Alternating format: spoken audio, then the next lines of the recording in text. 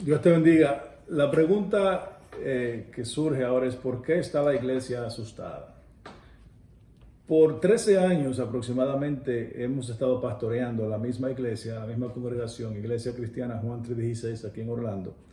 Y Dios nos ha bendecido, Dios ha bendecido su iglesia de manera que quizás nunca hubiésemos imaginado que Dios lo iba a hacer. Hemos enfrentado muchos retos. Hay muchos de los hermanos que comenzaron con nosotros, que han resistido a la palabra del Señor en ese tiempo, como está escrita, que la hemos predicado.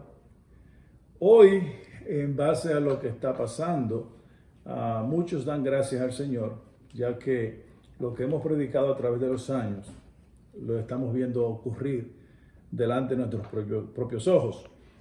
Nos ha costado problemas, enojos, algunas personas se han enojado con la palabra del Señor, pero la realidad es que Dios se ha mantenido fiel a su palabra. En estos momentos donde hay esta crisis y personas desesperadas, estamos confiados, no tenemos miedo, porque ya Dios había dicho, Jesucristo había dicho en su palabra que lo que está pasando ahora iba a acontecer. Y no quiero sonar negativo, solamente quiero sonar bíblico. La realidad es que aún no ha pasado nada. Este es solamente el comienzo, pero es un gran momento, un buen momento para llevar el evangelio de salvación a un mundo, no a una ciudad, no a un país, a un mundo que está desesperado y que está asustado. Lamentablemente la iglesia también podemos decir que está asustada. Yo quiero compartir con ustedes ahora una porción de la palabra del Señor en Gálatas capítulo 1, versículo 6. Dice el apóstol Pablo a la iglesia en Galacia: estoy maravillado de que tan pronto os hayáis alejado del que os llamó por la gracia de Cristo para seguir un evangelio diferente. Estamos contestando la pregunta, ¿por qué está la iglesia asustada? Porque la realidad es que la iglesia está asustada. Para seguir un evangelio diferente, no que haya otro evangelio, sino que hay algunos que os perturban y quieren pervertir el evangelio de Cristo. Mas, si aún nosotros o un ángel del cielo os anunciar otro evangelio diferente del que os hemos anunciado, sea anatema. Como antes hemos dicho, también ahora lo repito, si alguno os predica diferente evangelio del que habéis recibido, sea anatema. Pues, ¿busco ahora el favor de los hombres o el de Dios? ¿O trato de agradar a los hombres? Pues si todavía agradara a los hombres, no sería siervo de Cristo.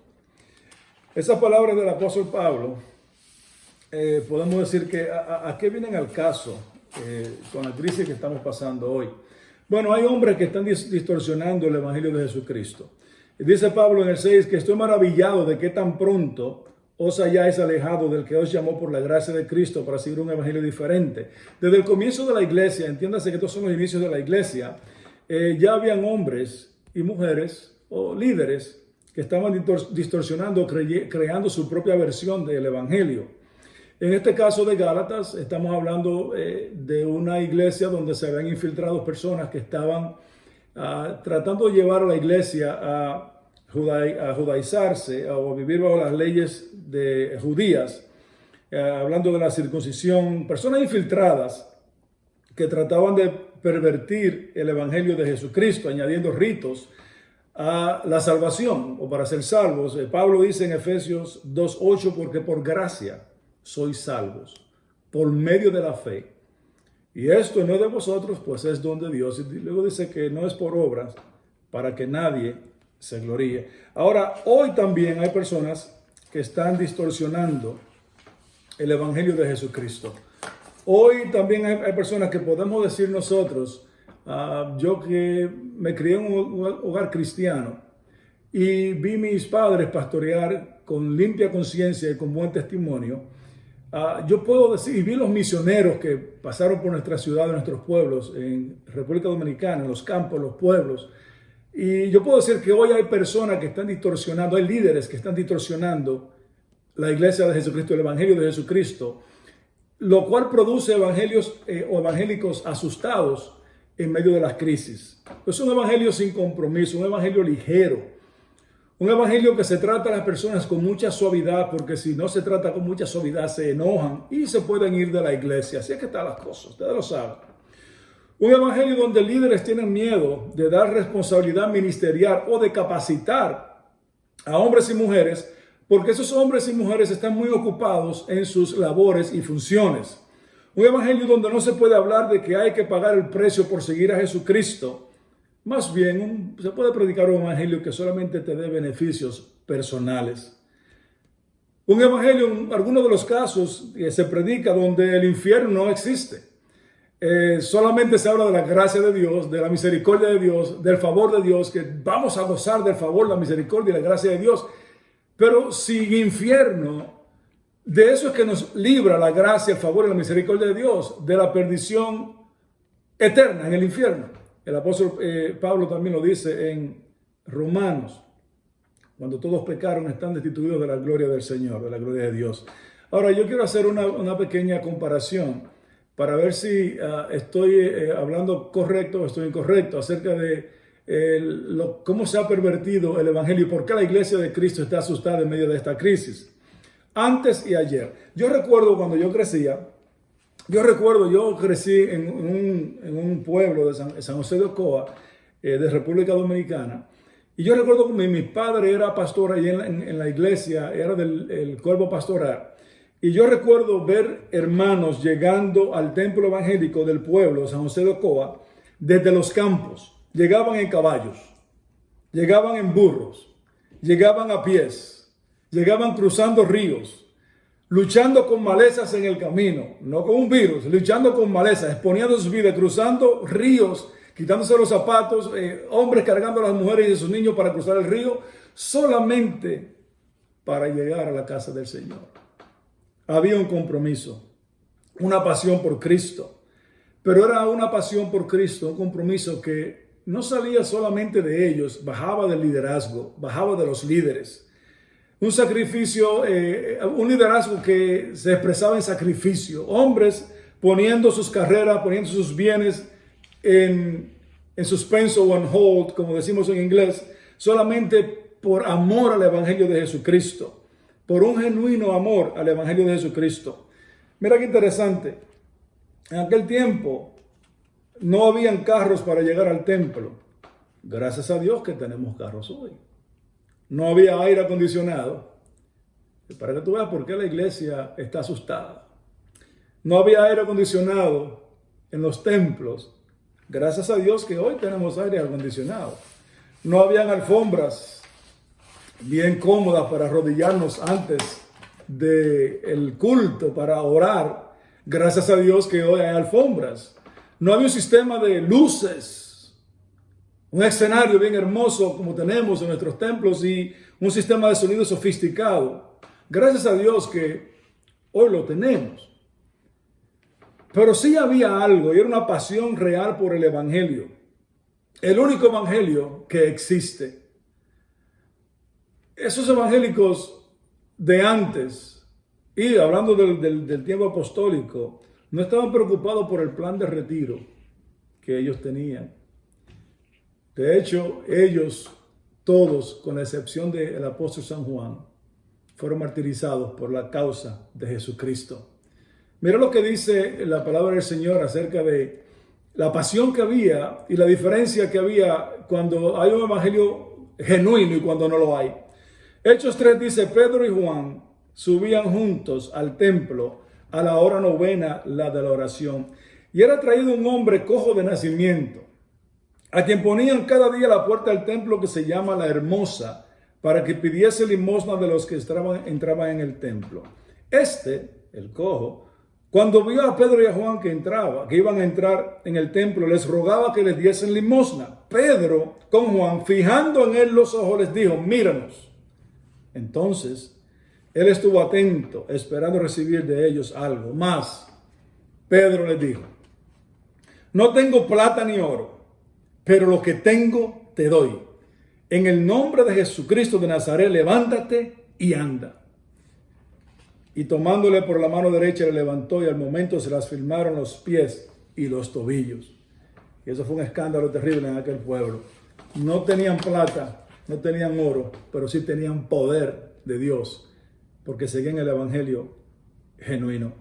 ¿Por qué la iglesia está reaccionando como lo está en este momento de crisis?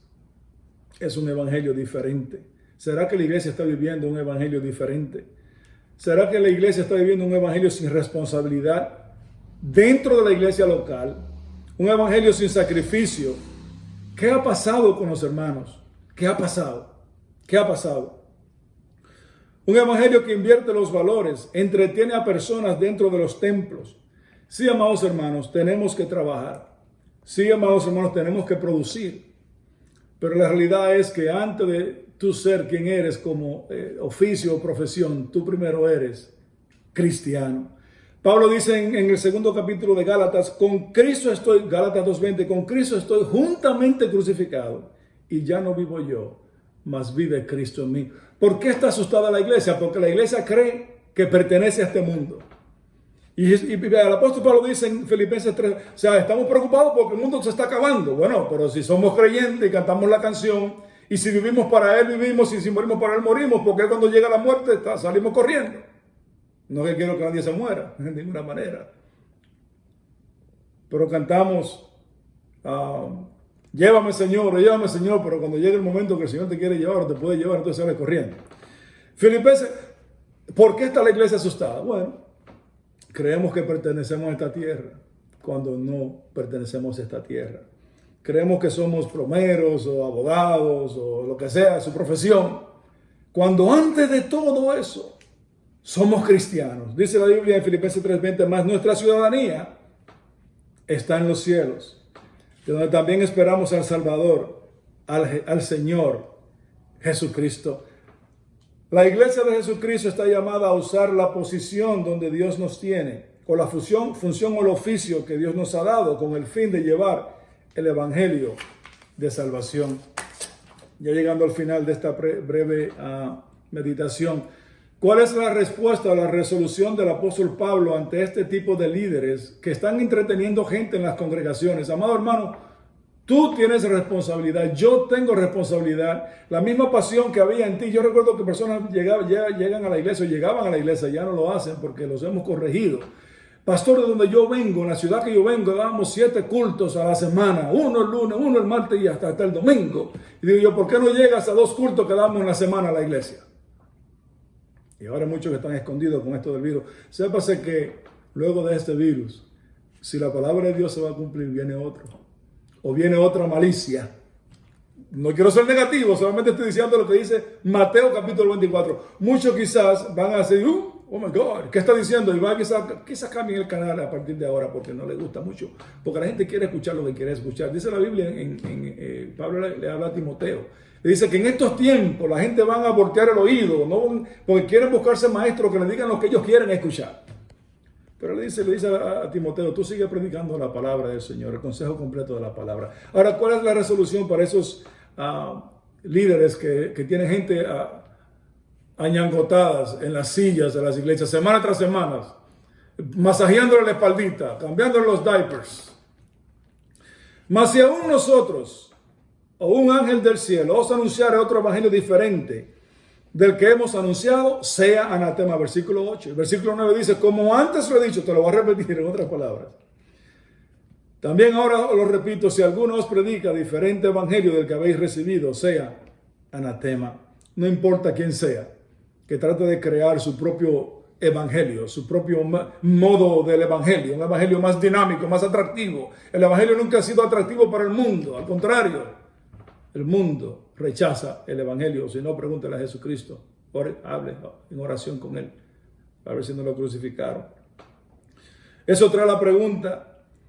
¿Qué significa la palabra que serán anatema? ¿Dónde podemos coordinar esto en la palabra? Bueno, Mateo 7:21 dice, no todo el que me dice Señor, Señor entrará al reino de los cielos, sino el que hace la voluntad de mi Padre que está en los cielos. Muchos, versículo 22, Mateo 7, me dirán en aquel día, Señor, Señor, no profetizamos en tu nombre y en tu nombre echamos fuera demonios, líderes, creyentes de fuego, de poder. Y en tu nombre hicimos muchos milagros, grandes construcciones. Dios nos usa para la construcción en el edificio de la iglesia. Amados hermanos, la iglesia no es el edificio, es el cuerpo de Cristo. Entonces les declararé, hablando de anatema, Gálatas, el que trae un evangelio diferente al de Cristo es anatema, maldito, excomulgado, excomunicado de la comunión con Dios. Entonces les declararé, nunca os conocí, apartaos de mí, hacedores de maldad. A eso se refiere que cualquier persona que traiga un evangelio diferente al evangelio de Jesucristo sea anatema. Dios es bueno, hermano. Finalmente te digo lo siguiente. Busca agradar a Jesucristo. Versículo 10. Pues busco ahora el favor de los hombres o el de Dios. ¿O trato de agradar a los hombres? Pues si todavía agradara a los hombres, no sería siervo de Jesucristo. Quizás cosas que vamos a decir o que tú vas a decir acerca de la palabra del Señor, declarando la palabra de Dios, no van a ser muy populares. No lo fue, ni lo será. No lo será. Nuestro compromiso es con Dios, es con Cristo. El hombre no te va a entender muchas veces. Sigue honrando a Dios. No tengas temor. Vive el evangelio real, el único evangelio. No te sientes semana tras semana en una banca, en una silla. Cumple con tu llamado. Cada uno de nosotros tiene por lo menos un don, dice la palabra del Señor, de un don, una gracia, un don espiritual de parte de Dios para ser usado para la gloria de Cristo y para la edificación de la iglesia. Y si tú eres la iglesia de Cristo, tienes un don y tienes que usar ese don, actívate. Y finalmente te digo, no tengas temor a lo que está pasando. Este solamente es el comienzo. Dios nos cuida. Salmo 121 dice, alzaré mis ojos a los montes. ¿De dónde vendrá mi socorro? ¿De dónde? Mi socorro viene ¿de quién? De Jehová, quien hizo los cielos y la tierra. No dará tu pie al resbaladero, ni el mío tampoco, ni se adormecerá el que te guarde. Aquí no se adormecerá ni dormirá el que guarda Israel, que guarda Israel. Jehová es tu guardador, Jehová es tu sombra, tu mano derecha. El sol no te fatigará de día, ni la luna de noche. Jehová te guardará de todo virus, de todo mal. Él también guardará tu alma. Jehová guardará tu salida y tu entrada, desde ahora y para siempre. No tengas miedo, Jehová guardará tu salida y tu entrada. Cuídate, lavate las manos y báñate. Pero Jehová guardará tu salida y tu entrada desde ahora y para siempre. Amén. Dios te bendiga.